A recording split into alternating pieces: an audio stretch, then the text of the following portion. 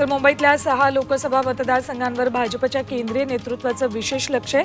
मुंबईतल्या 6ही लोकसभा मतदारसंघांचं सर्वेक्षण होते। पदाधिकाऱ्यांअंतर्गत सर्वेक्षणासाठी दिल्लीवरून फोन केले जात असल्याची सूत्रांची माहिती। मतदारसंघातील काही पर्यायांबाबत त्यांना विचारलं जात असल्याची माहिती आहे।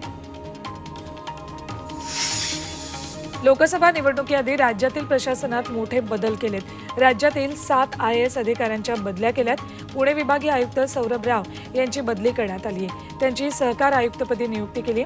सध्याचे सहकार आयुक्त अनिल कवडे यांची देखील बदली झाली। त्यांची साखर आयुक्तपदी नियुक्ती करण्यात आली। सौरभ राव यांच्या जागी डॉ. चंद्रकांत पुलकुंडवार हे पुण्याचे नवे विभागीय आयुक्त असतील।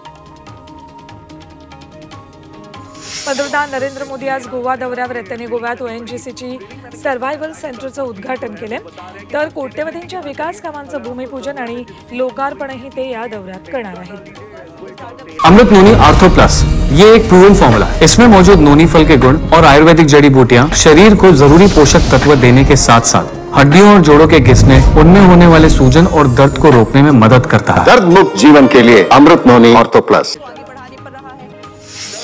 ठाकरे गटाच्या उपनेत्या सुषमा अंधारे मातृतीर्थ ते शिवतीर्थ यात्रा घेऊन महाराष्ट्रभर फिरतात। अंधारे सध्या हिंगोली दौऱ्यावर आहेत। मातृतीर्थ ते शिवतीर्थ यात्रेमार्फत अयोध्या आणि शिवनेरीची पवित्र माती गावागावात पोहोचवली जाते। हिंगोलीत या पवित्र मातीचे 11 कलश शाखा प्रमुखांना देण्यात आले।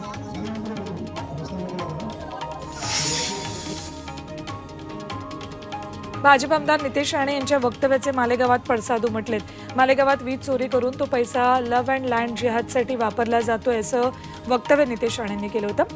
मालेगावचा उल्लेख मिनी पाकिस्तान केल्यावरून नितेश राणेंना माजी आमदार आसिफ शेख यांनी नोटीस बजावली। मालेगावची माफी मागावी अशी मागणी करण्यात आली आहे।